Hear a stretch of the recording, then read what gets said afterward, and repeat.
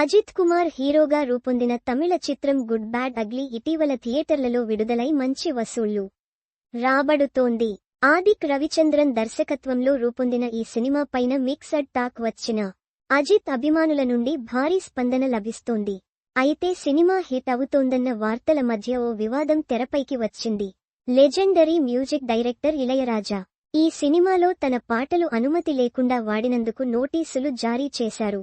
ఇళయరాజా ఆరోపణల ప్రకారం ఈ చిత్రంలో తను కంపోజ్ చేసిన 3 పాటలను అనుమతి లేకుండా వాడటం తప్పు అని పేర్కొన్నారు.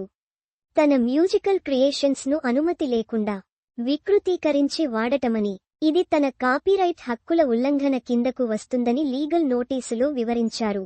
అంతేకాదు, తగిన నష్టపరిహారం చెల్లించాలని, సదరు పాటల వినియోగాన్ని వెంటనే నిలిపివేయాలని డిమాండ్ చేశారు. ఈ నేపథ్యంలో చిత్ర నిర్మాతలు మైత్రి మూవీ మేకర్స్ స్పందించారు.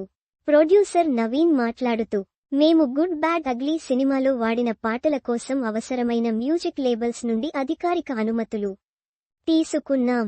ఆ పాటల ఆడియో రైట్స్ మేము లేబుల్స్ నుండి పొందాం. మేము అనుకున్న అన్ని నిబంధనలు పాటించాం. ఎలాంటి చట్ట విరుద్ధ చర్య మేము చేయలేదు.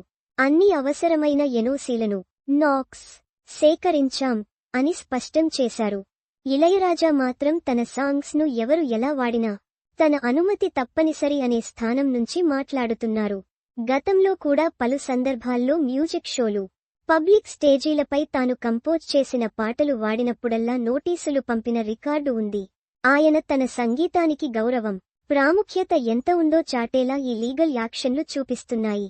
అయితే దీనికి సంబంధించిన కాంట్రాక్ట్ లేబుల్స్ కంపోజర్ మధ్య సంబంధాలపై స్పష్టత రావాల్సి ఉంది.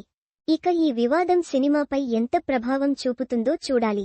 అభిమానులు మాత్రం ఈ సాంగ్స్ వినిపించినప్పటి నుంచే థియేటర్లలో తెగ ఎంజాయ్ చేస్తున్నారు. మరి లీగల్ విషయాలు ఎలా పరిష్కారమవుతాయో వేచి చూడాలి. మైత్రి మూవీ మేకర్స్ ఇప్పటికే తమ వైపు నుంచి క్లారిటీ ఇచ్చిన నేపథ్యంలో ఇళయరాజా తదుపరి స్పందన ఆసక్తికరంగా మారింది.